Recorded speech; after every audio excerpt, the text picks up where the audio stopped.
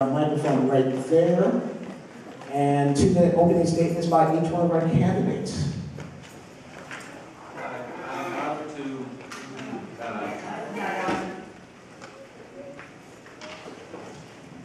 I'm honored to present myself as a candidate before you. I believe I'm uniquely qualified. I can't say that I was looking for a resume, but it happened. And when I realized what had happened, I said I have to do it. I live in Elliott Park, have been involved in Elliott Park for some time. I have been on Elliott Park Neighborhood Incorporated. We incorporate everything from 94 around 35 all the way to 5th Avenue, and then that's inclusive of the Metrodome. So the plans related to the Metrodome, we know something of it, although we haven't noticed it. You hardly hear much about it. Yeah, I'm quite honest with you, people have concerns about it being in that neighborhood. I believe that District 59 is the economic engine of not only Minneapolis, but also the region. While we have 5.6% unemployment in the region, actually this district is only 5.3%, which I shouldn't say only, but it's lower, primarily because a lot of the jobs are created within this district. And we have to understand we have several corporations in the district. We have both accounting, city, and federal offices in the district. We have entertainment, a lot of entertainment in the district. So basically we have a core of not only what is good for this city, but also what's good for the region. We will one time be a transportation hub as well. There will be a higher, long story short is that we have so many resources, so many wonderful things, and I'd like to be a part of helping all these communities come together to make District 59 be the strongest district to be for not only ourselves, but for the region. Thank you so much. Ray Dean. Good afternoon, everybody, and thank you for coming to join us for this event on this wonderful spring afternoon. My name is Ray Dean. I've lived in the B-side of this district for the past 12 years. I'm wearing this because of what happened to a young man in Florida, which was a travesty.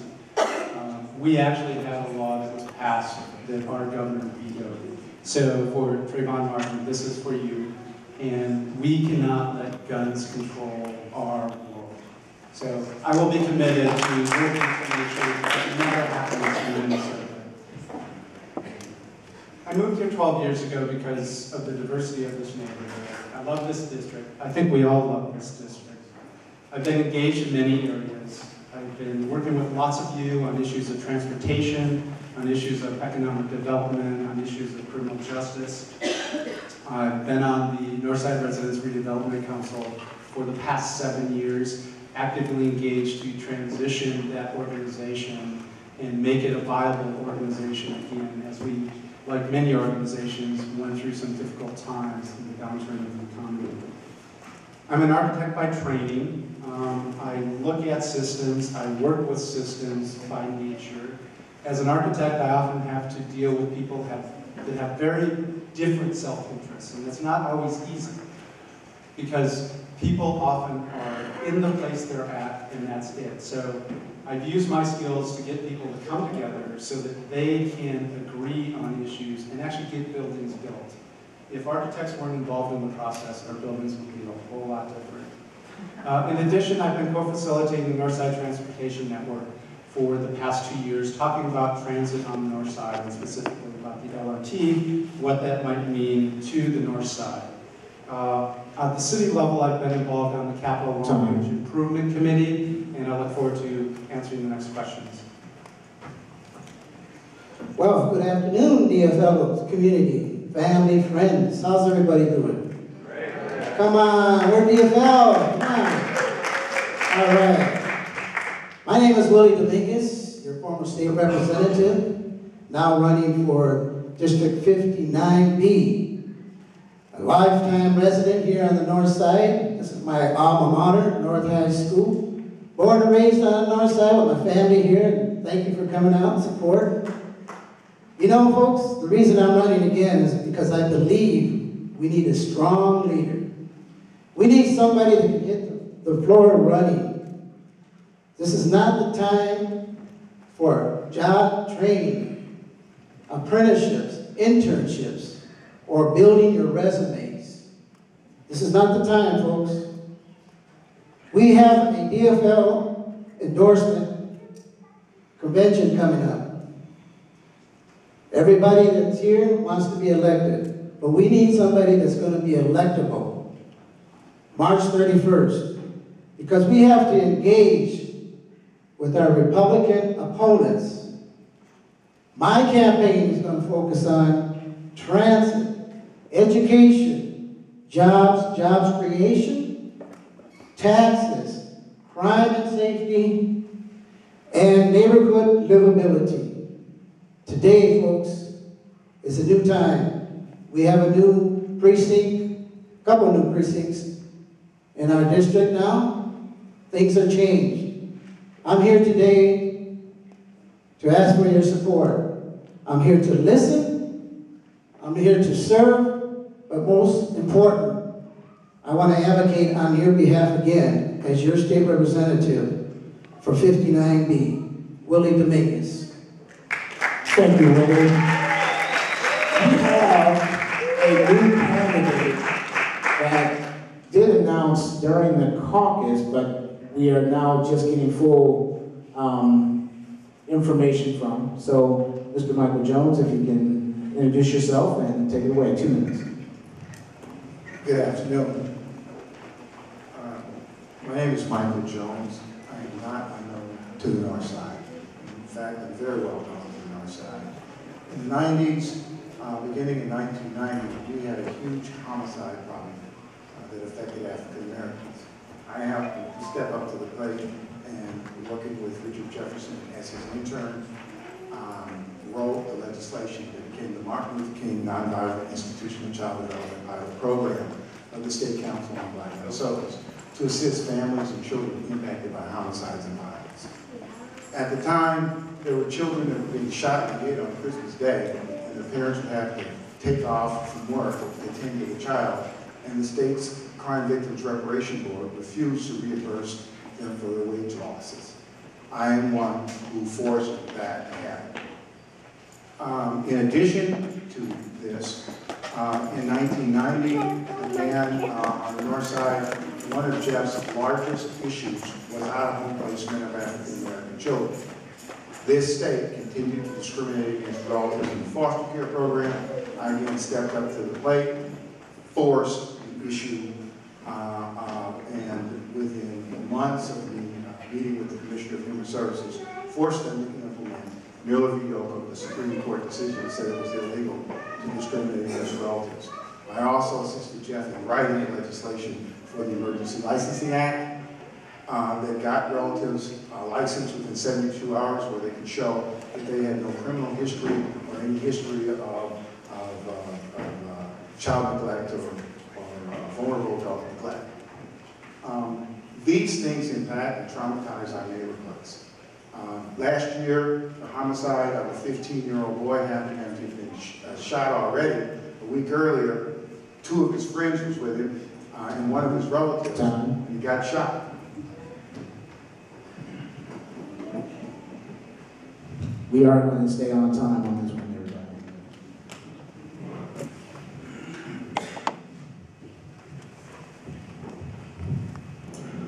Good afternoon, everyone. My name is Tara Cole, and I'm running for state representative in 59B. I'm so glad we have a microphone today because my sinuses are acting up, so I'm not able to project. I'm also a proud graduate of North High School, and what we need to know in this community is that North High graduates produce. We show up, we're politically engaged, we're community engaged, because it's something that we learned here from our teachers in this building. I'm running for state representative because I believe that it is important, it is essential that those of us who are in community have the opportunity to be actively engaged in our government. As someone who has a degree in urban and regional planning from the Humphrey School of Public Affairs, we learn the process of politics. We learn the process of government. We have the privilege of doing that because either we got a fellowship or someone paid for us to go or we paid for it ourselves. What I'm offering to community is partnership, to be engaged in that political process in a way that we have not been before. It is about making sure that making sure that the information that community receives is not only holistic, but that it's accurate, and that when we go to vote, that your voices are heard, but also that you know what you're voting for. Thank you.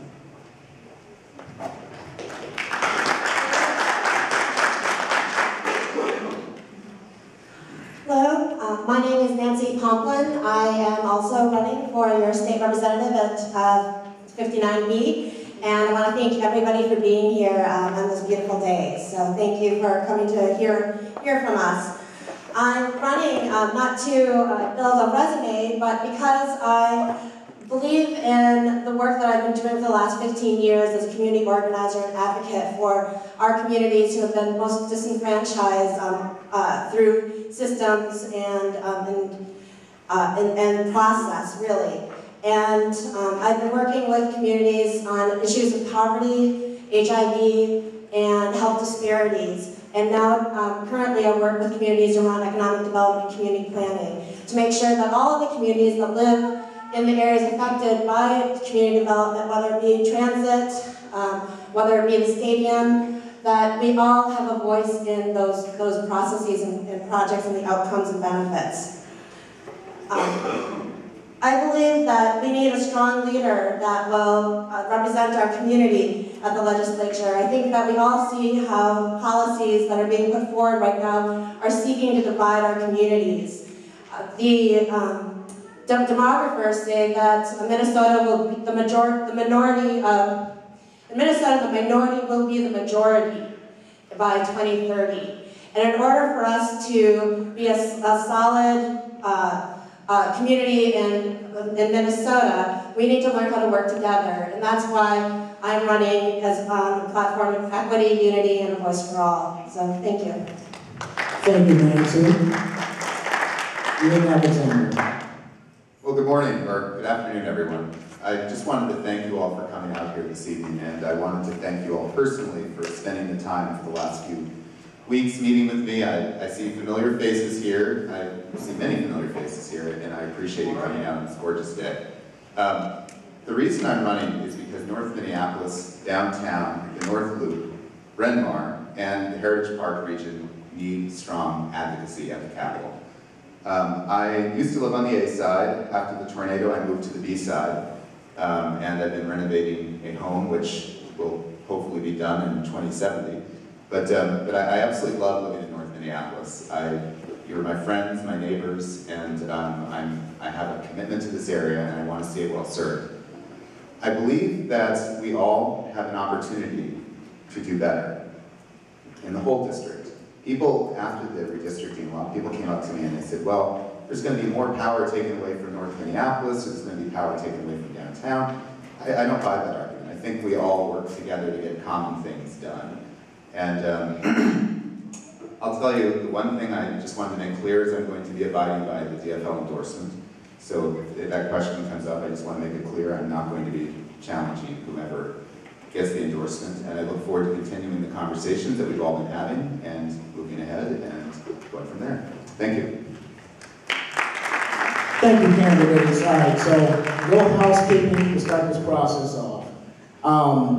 We allowed for the celebration of each candidate and everything. We have a limited amount of time, so if you can hold your applause until the end of the form, that would be greatly appreciated, because we're going to try to shove a lot of stuff in a short amount of time.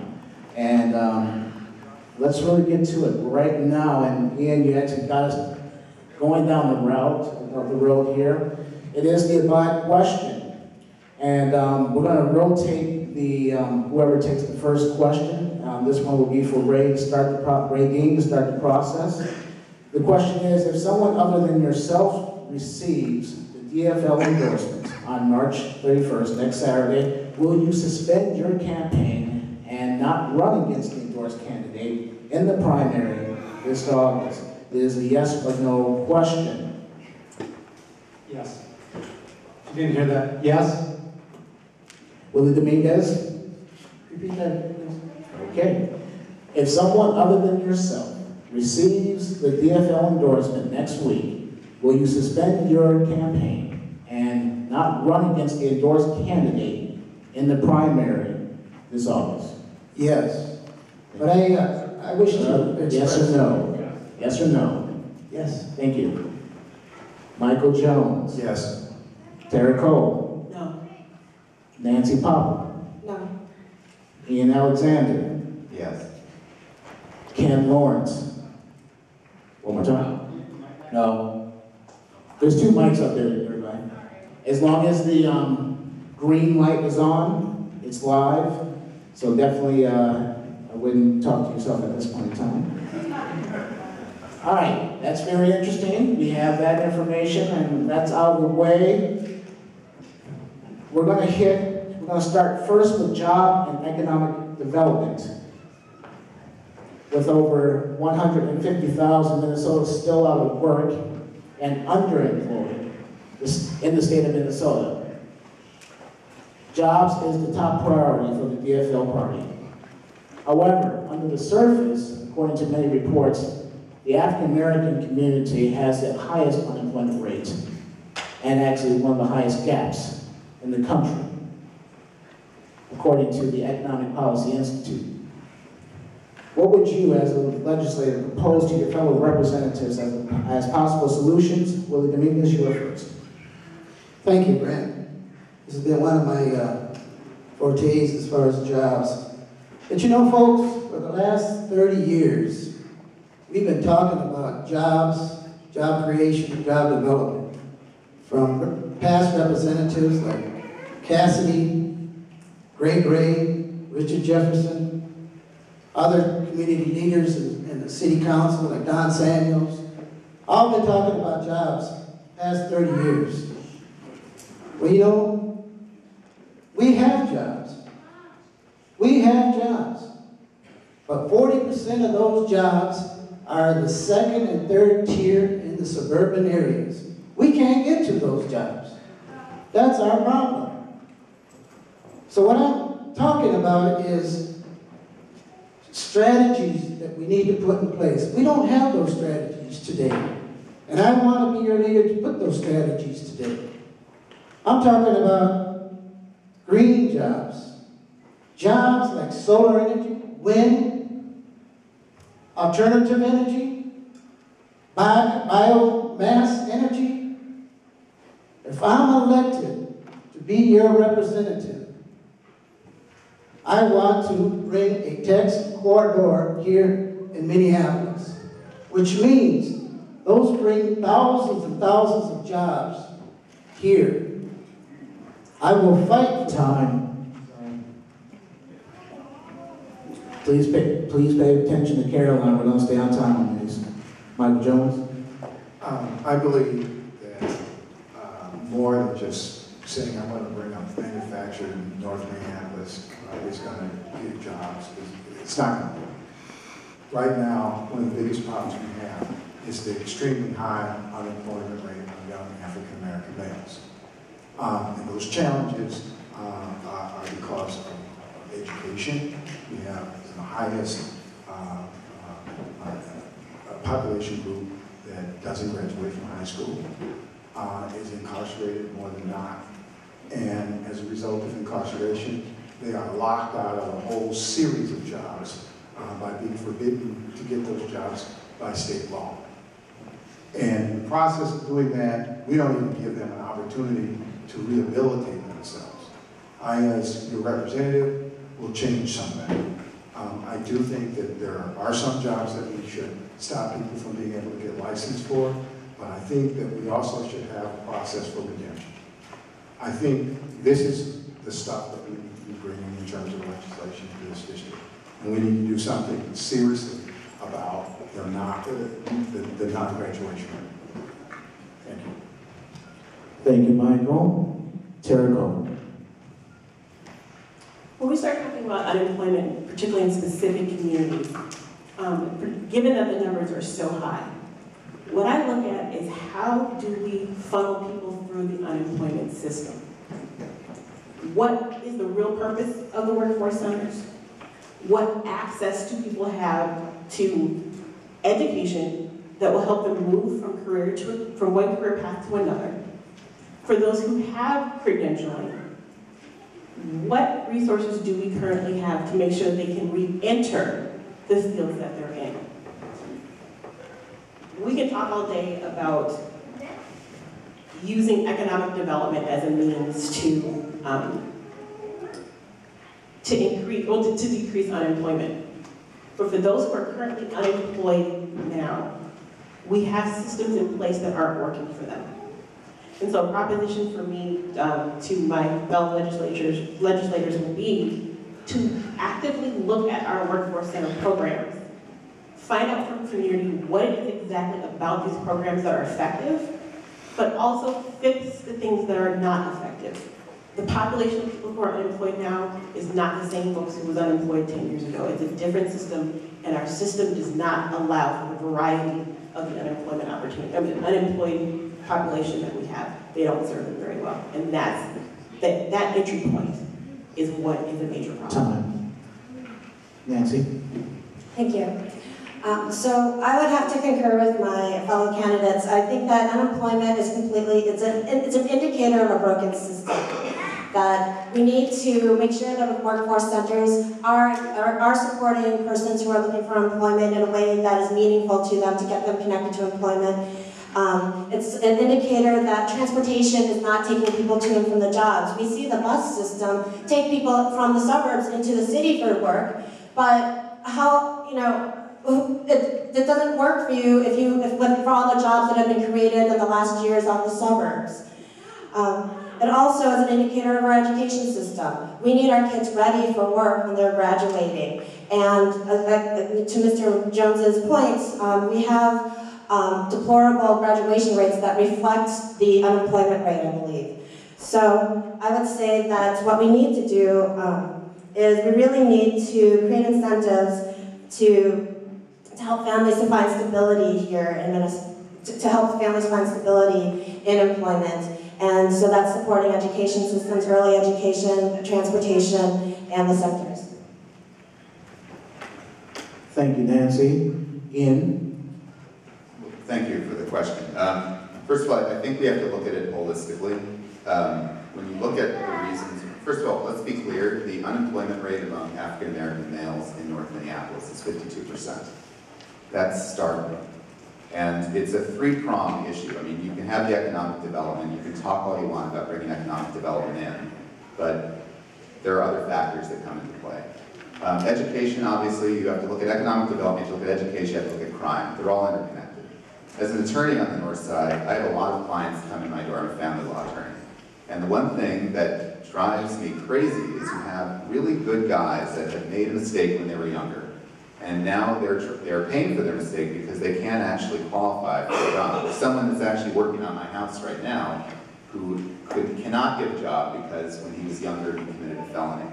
And it's ridiculous. So my point is, one of the things, if you're looking at economic development, you're looking at job creation, you have to look at what we have in our own communities, which is the human capital we have, the people in our communities. You have to be able to get them to the point where they actually can participate in the job market. You have to work with people in the banking industry and make sure that you actually talk to them about what processes you can improve to make the area of North and downtown the North Loop more attractive to businesses to invest in that area. And quite honestly, you have to tackle crime, and you have to tackle it in a holistic, educated, and strategic way. Talking about fighting crime, okay, I'm out of time, but we'll talk about this in a minute. Ken Lawrence. First of all, we keep talking about education, and I have to honestly say that education is not the sole issue. It's really about how jobs get distributed. And it's all about the informal networks that people have for getting jobs, because if that was the case, we would all have employment now, because if it was proportionality, we would be getting those jobs, but by far, those jobs are going to people who are not of color. And so that is the issue. And the only way you can change the game is to deal with the jobs you can have some handle on it. Right now, you can't do much with the private sector, but you can with the public sector. We keep going to these situations with these contracts for DOT, And they have like 90% of those jobs are taken by people who are not of color. And so the real issue is changing the game. Now, if we know that 5.6% is where we're supposed to be at, but yet people of color are at 20%, that means that somebody's at 4%, right? And 4% by economic standards is considered full employment. That means nobody's hurting.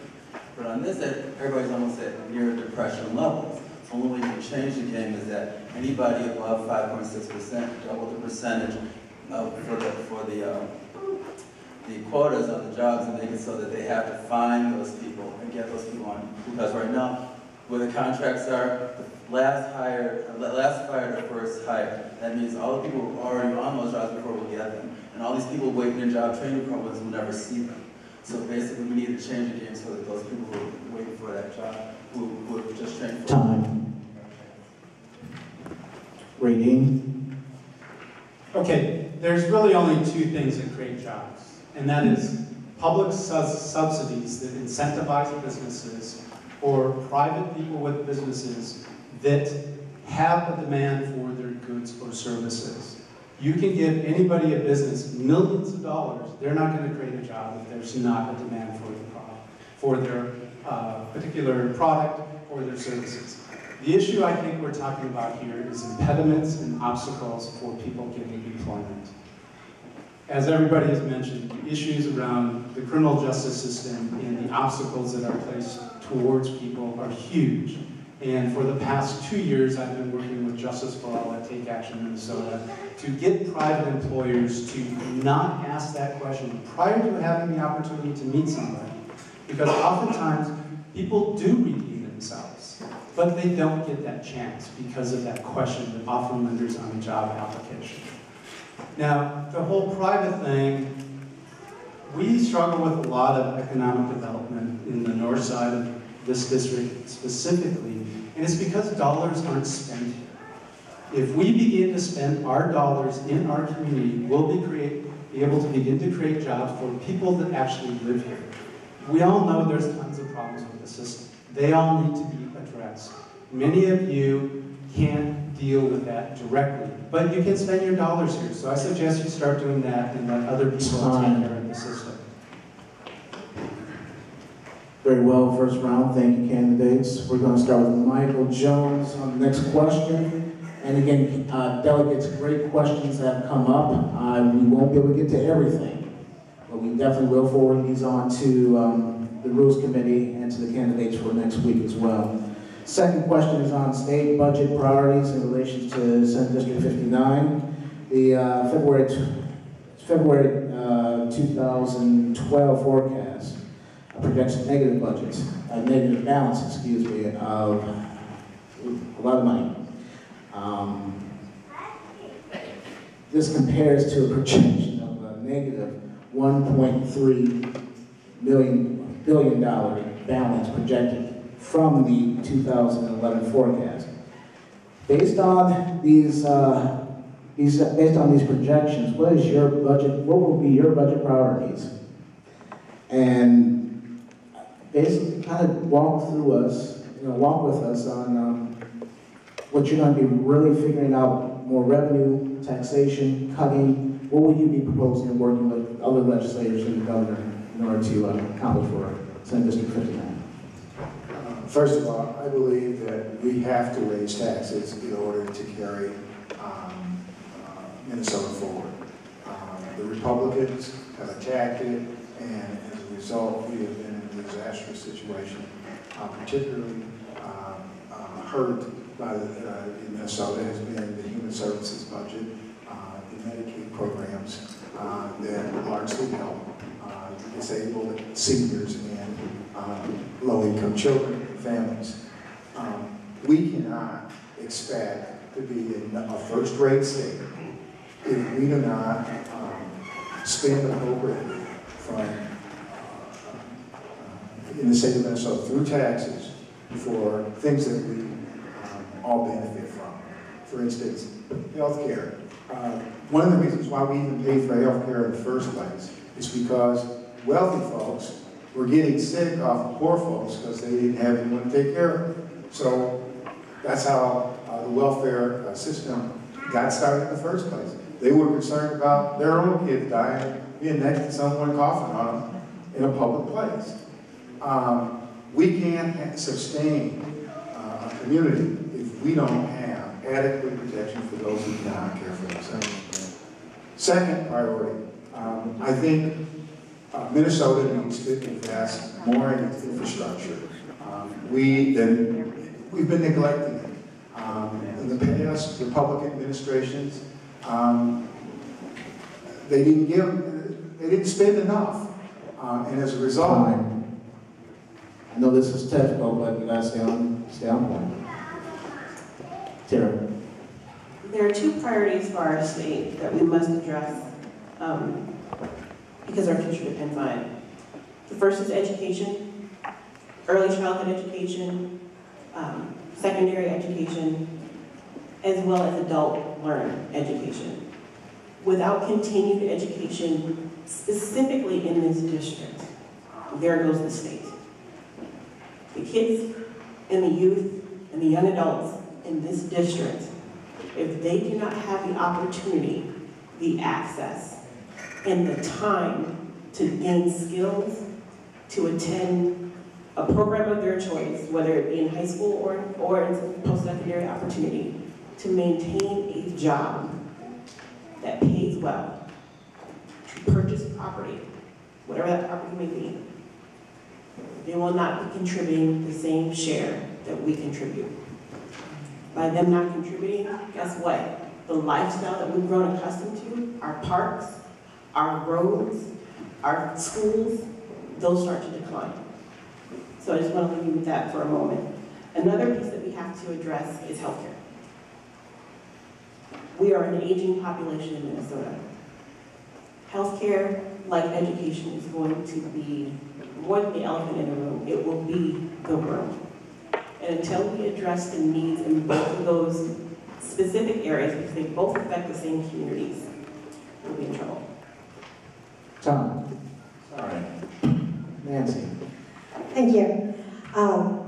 I would say that moreover than a deficit of the budget, there's really a deficit of the morals that are taking place, are taking precedence at the Capitol. And as next representative of the district, I would definitely fight further cuts against healthcare and education. We need to all pay our fair share. I think we would all agree with that. The Governor Dayton proposed that we ask the top 2% to pay a fair share, and I would definitely support that increase. Additionally, he's proposed to cut back on tax breaks to multinational corporations. In fact, I was reading today that the Small Business Association of Minnesota actually said that for businesses to consider where they're going to put their companies, that the tax breaks are actually 23rd on their priority list. Number one is actually the skilled worker pool. And so that education piece, the quality of life piece, is much more essential to the corporations than whether or not they get an extra tax break. And so with that, of course we don't want to just continue to go up and up. I think there is room to think of reforms that will save money in the future. And part of that would be investing now into early education that will save money into the future, as well as comprehensive health care reform. Thank you. Ian. You know, my three priorities here have to be education, human services, and public safety. I mean, the one thing that kind of startles me is when as many of you know, I'm not originally from Minnesota, I'm from New York. And when I came out here for grad school at Humphrey Institute, or Humphrey School now, one of the things that always attracted me about Minnesota was the amount of care that people in Minnesota invested into education, healthcare, and their public services. And since I've lived here, I've noticed that that amount of investment has declined pretty steadily. And when it comes to education, we actually have borrowed against the education of our children to pay for all sorts of things. So those would be my top priorities. Thank you, Ian. Ken? Healthcare, education, and criminal justice system that I would One is I know that my father had all sorts of crashes on the west side of Chicago. I know at one time they had what was called a Orange card. Basically, it was like having universal health care at one point, where people who could not afford health care could walk in, get their health care subsidized just like that. We need to get back to that, to something that's universal, because what happens is rather than being able to spend a fraction on prevention in the office, he had to wait till months later and have someone come into the hospital where he was chair of and have just drain their abscess and stay in the hospital for days, costing them many times more than what it should have cost. So we've been dealing with sick care, not health care. We're not preventing anything. The other thing is that criminal justice system, we've had, once a child gets in the system, they're forever in the system. They spend more time in the system than they do in the classroom, because they spend so much time, they know more about their PO than they know parole offenders, for those who don't know. But basically, they can tell you more about the parole offenders than they can about the classroom, because they spend so much time in it. And once they're in it, officers just pick them up on the street and just nail them for one or other thing, these little things, but keep them forever in the system so that they can never get around to the education they need to be about. Thank you, Ken. Ray? Well, I don't like this question because it's phrased as an economic issue. I don't think it's an economic issue. I think it's a question of priorities. Where do we have our priorities? What do we believe is important? Our current tax structure has the lowest 20% of wage earners in the state of Minnesota, paying twice the effective tax rate of people in the top 20%. That's a travesty. And yet at the same time, at the state legislature, when they talk about these budgets and these bills and about how we're struggling, they give $220 million worth of tax breaks to corporations. To me, that's an issue of priority. It's not an issue of money. So we need to really change this tax system that we have so that the people that can afford it, that do have the benefits, that are able to live great lives. Don't get me wrong, people that work hard deserve what they get. But I've also seen people that work hard that get very little. And I think there's a problem with the system that taxes those that are earning very little and an effective tax rate that's higher than those that really benefit a lot.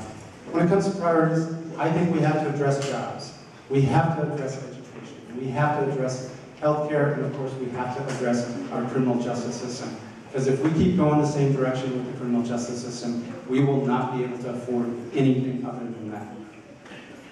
Thank you, Ray. Willie?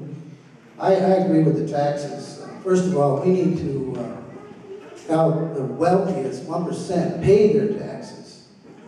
That's for sure. The greater impact is on the middle class and the poor people, coupled with the Republican control that is putting property tax on us, coupled with property taxes that the local government is putting on us.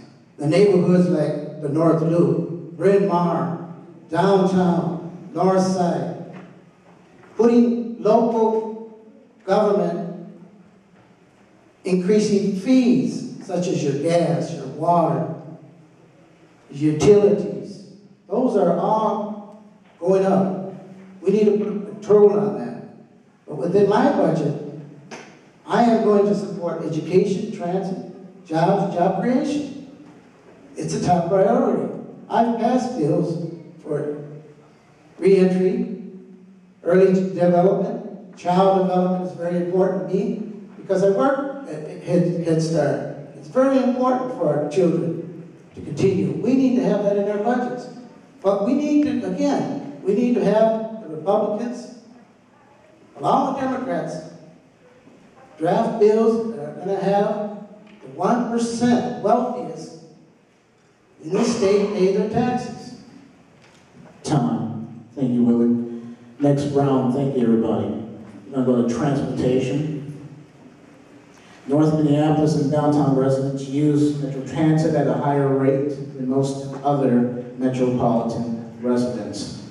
However, access to Metro Transit in North Minneapolis and downtown to a point has been reduced due to budget constraints and service reallocation. This definitely restricts our residents and access to employment opportunities and quality of life. What would you do to work with, and this is actually going to add a little bit in there, actually a delegate question. How will you work with your colleagues in St. Paul to remedy these challenges? And since we're here, what is your position on the current light rail project? Bottom line, should we use the B1 alignment, B2, and why? So a lot in there. Ms. Cole, please. Transportation is an issue across the state, but specifically in our community. When I say our community, I'm specifically meaning Senate District 59. We have a lot of isolated transportation pockets, whether you're talking about Elliott Park, Bryn Mawr, Willard Hay, near North. There are transportation pockets that are isolated, where service is not what it should be, or even where it used to be.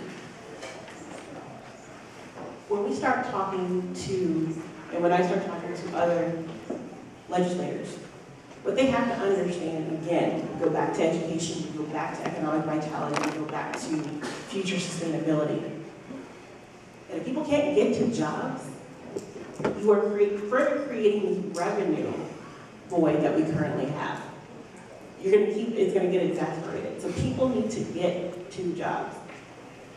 They need to be able to go to the job centers.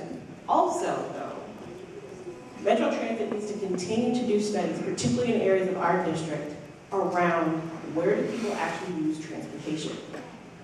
Everybody's not just going out to the suburbs. People are using transportation here in the community for other reasons. So you hurry up and get through, because I have about 30 seconds, to talk about my position on the light rail transit. I believe it should go down Penn Avenue to 55.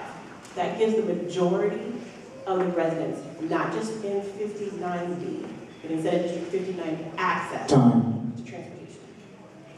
Nancy? Thank you. Regarding the current transportation system, I mentioned a little bit earlier, but I definitely believe that the current transportation system does need to better meet the needs of the community here.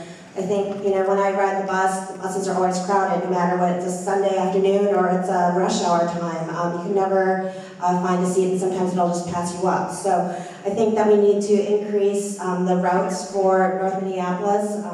We need to stabilize the fares. They keep going up. I can't believe just the cost to ride an express bus during rush hour nowadays. It's just not affordable anymore. Regarding Botno, I think that I personally do not believe that it is my duty to put a position out there regarding what direction it goes. What I would work to do with the community is really identify what we want to get out of that initiative. And I think that that what we want to and need to get out of that is a full and fair environmental impact assessment that looks at the human impacts of not only the light rail line itself, but also the construction, that it enhances the hiring goals to hire from the community here that it's going through, that we ensure the route connects North Minneapolis to the rest of the city and metro and not continues to isolate us, that it sets a plan to manage any potential property tax increases or assessments, and people are fairly compensated. Ian? Thank you. I think of all the panelists up here, Ray is probably able to best answer this question since he's been working in transportation. So